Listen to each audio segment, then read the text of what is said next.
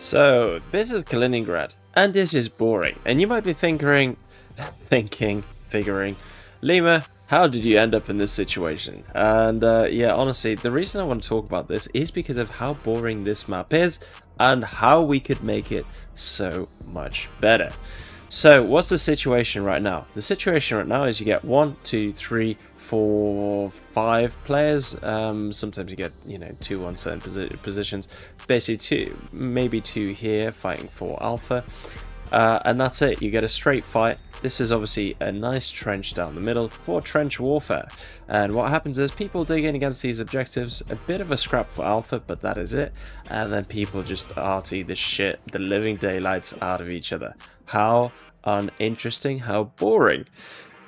I've got a better solution. And essentially, it's going to utilize this huge expansive map. All this space is wasted. So I'm going to rejig the objectives just to show you the full scale of the potential. It would be also important to, or really nice to see, strategic objectives be actually important. For example, obviously, yeah, Alpha is a strategically important objective. It's the head of it's the town hall or whatever it is, or maybe it's actually a museum in the real world. This stadium would actually be quite a good strategic objective, and we've got this whole space, all of this lovely space, all of these exciting, interesting, playable areas, like back here, that are completely and utterly wasted. So like I say, we're going to fix that, and yeah, I'll see you back in editor.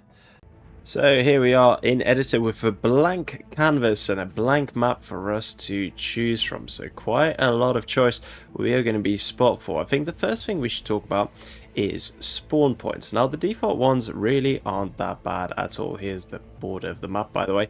What I think spawn points should always be is on main roads and arteries, because that makes sense. That is where, the backline logistics is going to come from the highways, etc.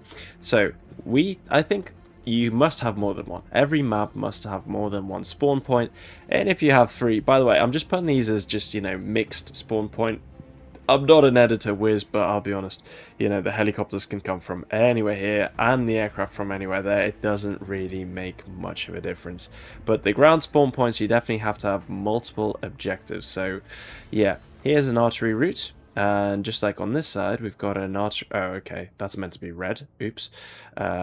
Yeah, an arterial road here as well. So they make perfect sense. You got to have a bit of options.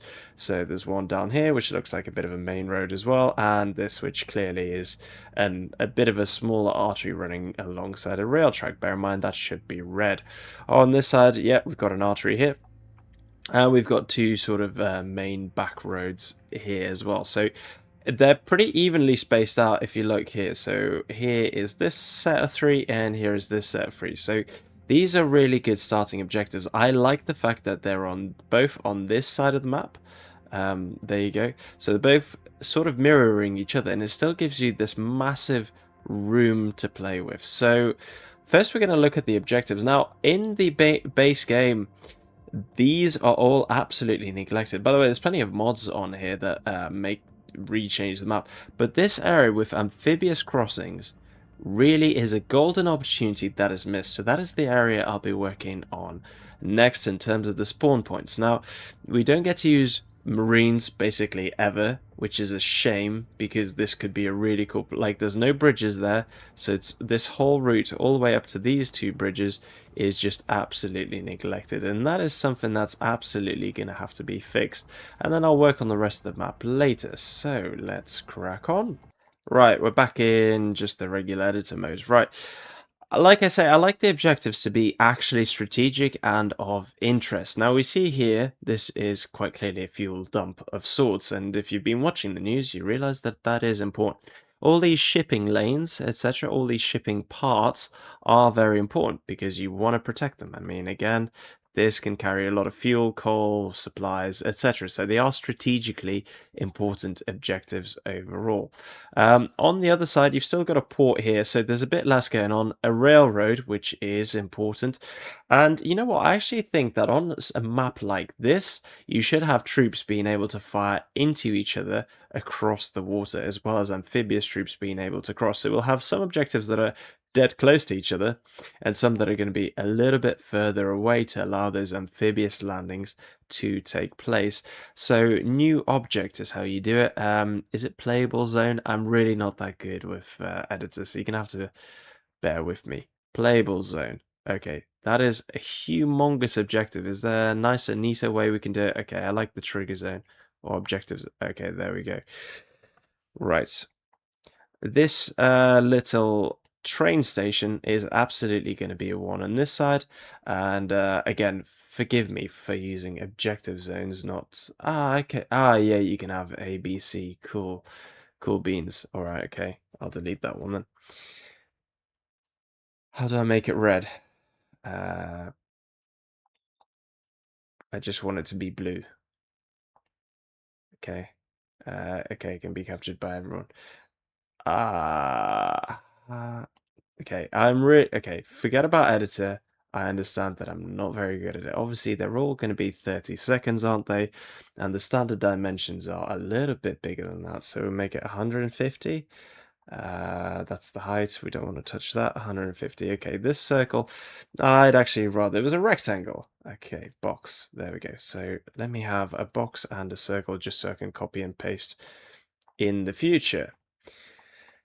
Cool. Again, I'm not going to spend time making sure these are perfect, but you're going to get the general sort of gist. Once I launch it into the game. Obviously, this objective can be slightly bigger, etc., and that's absolutely fine. Just like this one can be a bit bigger, encompassing a few more of the fuel reserves. So that is our first two objectives right here, nice and opposite each other, still giving you plenty of room to maneuver on this side, so amphibious vehicles can still go from across here onto the grass, etc., etc. Vehicles can cross here as well. Now, potentially easy to defend with just one single unit there, but remember that they can be shot at by all of these buildings.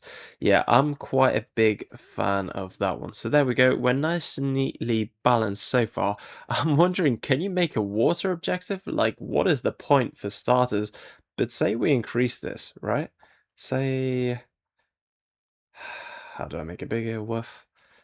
300 and 300, like where you just have a bit of land touching, because controlling the port of entry, which by the way the sea is right there, so controlling this sort of zone is actually strategic because you cut off the port and this entire river to the entire continent. So this Europe is there, the sea is there, the Baltic Sea. So if you control this side, you are actually cutting off a very strategic location. And what's interesting is these two boats, yeah, again, you can shoot each other quite desperately there. Obviously, on this side, there's a bit of an advantage because that boat, all you have to do is put a unit right there, and that's it. They just sit there. So if we just move it like that, or something like this, maybe make it even bigger so both units can just literally sit behind the boat to control it, that could be actually rather interesting. So yeah, I am going to put an objective there as well. Moving upstream then. So yeah, we've got these two that are close. They're sort of mirroring each other, but still fairly far away. Now I want an objective which is actually directly facing off at each other, being able to fire at each other. So this looks like another little rail yard. And this can be, we can roleplay that as the headquarters of some sorts. And directly opposite it is this side of the map. So yeah, again, we've got a little amphibious ramp here, one here.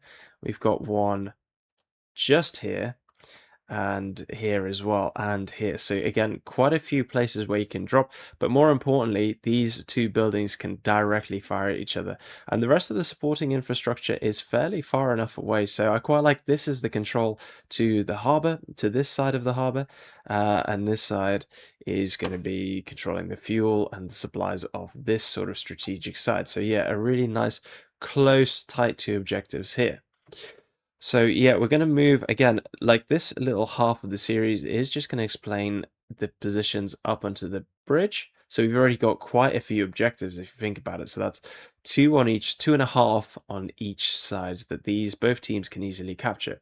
But we definitely will be spreading the play out all the way to the stadium. Now, actually, straight off the bat, the stadium is an important strategic objective. We want to make that zone. I will actually focus on making the zone ever so slightly bigger. Actually, or do I need to make it bigger? Because all I want is people to actually be in the stadium. If you're just on the outskirts hiding behind it here, like in this little bit of dead ground, I don't care. You know, to capture it, you should be actually on the objective, on the football pitch. You know, you don't control the stadium by standing right here at the entrance to the shops. No, I've actually been in that stadium, by the way. Really cool. Absolutely loved it.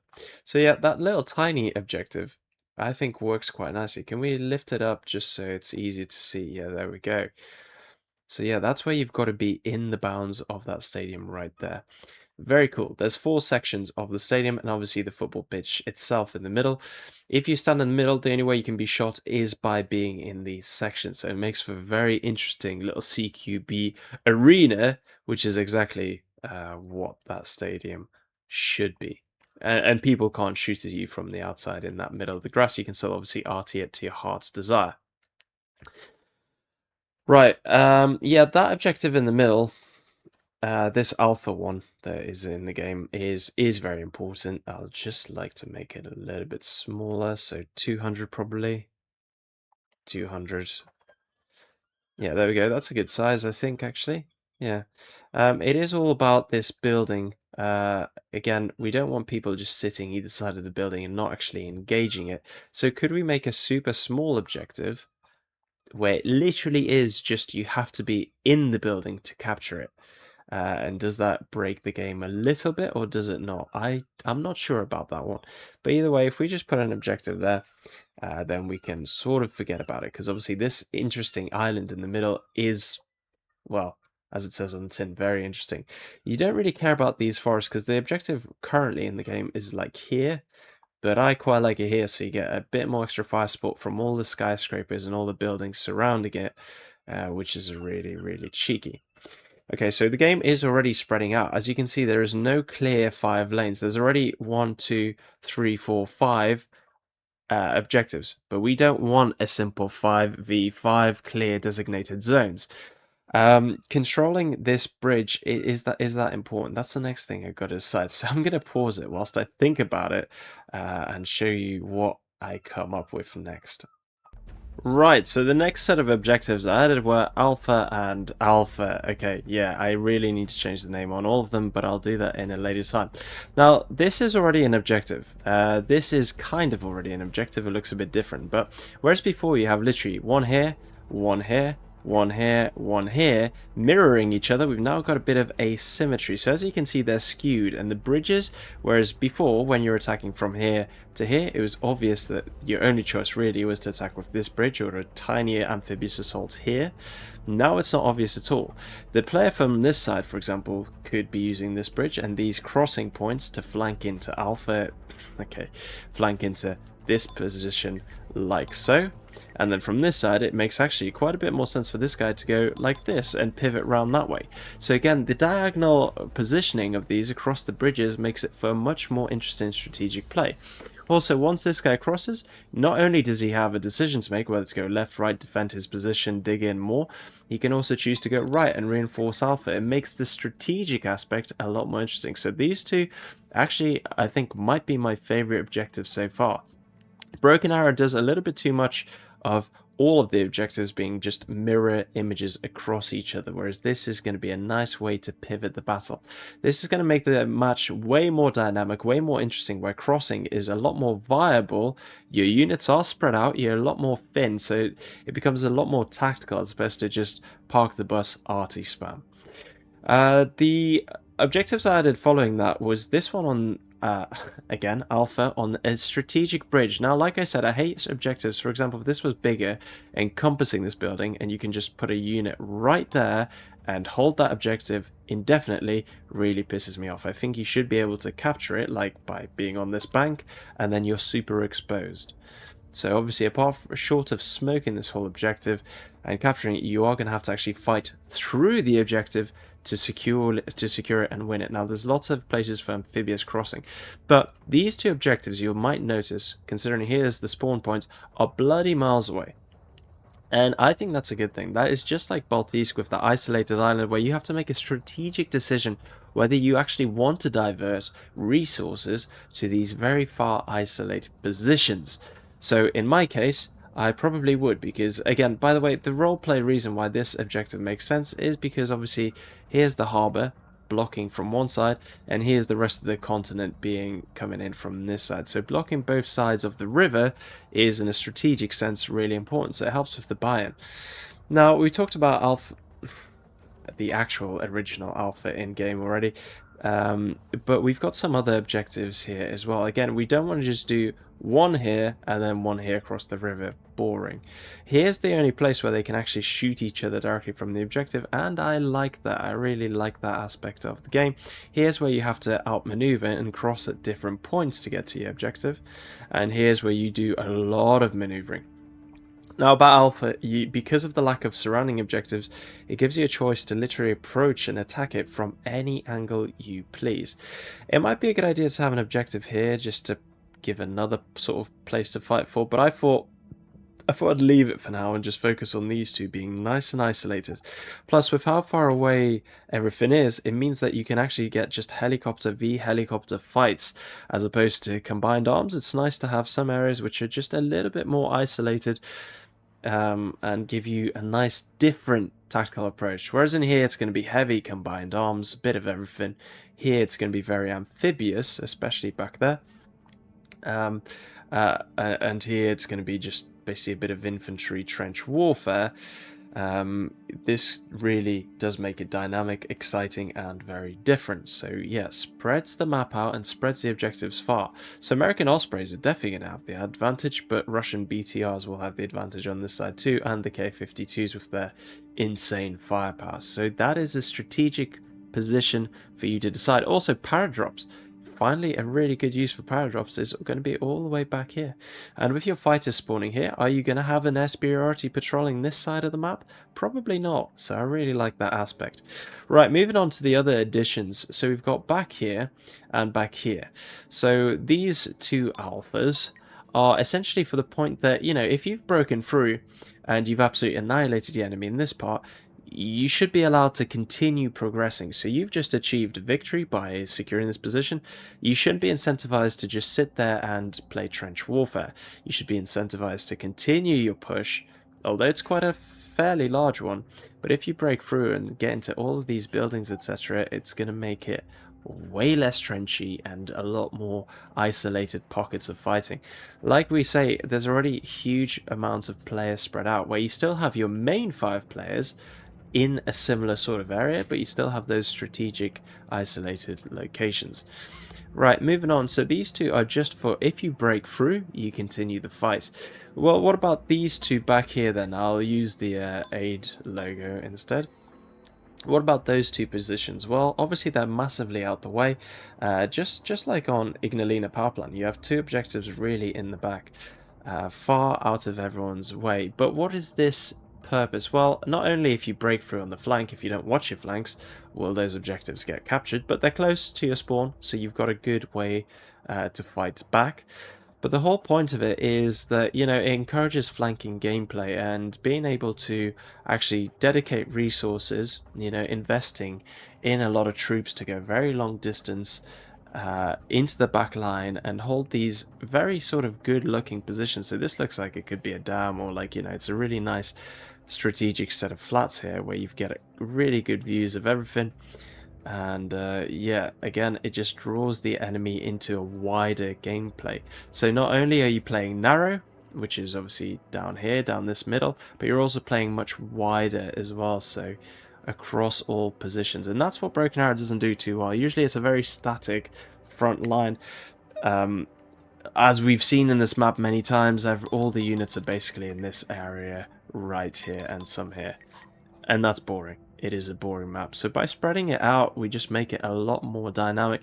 There could potentially be another objective here and here, but I'm thinking, again, I like the isolation aspect of these sort of things. It means that snipers are going to be a lot more important in gathering intel, especially if you get them in these skyscrapers back there, etc.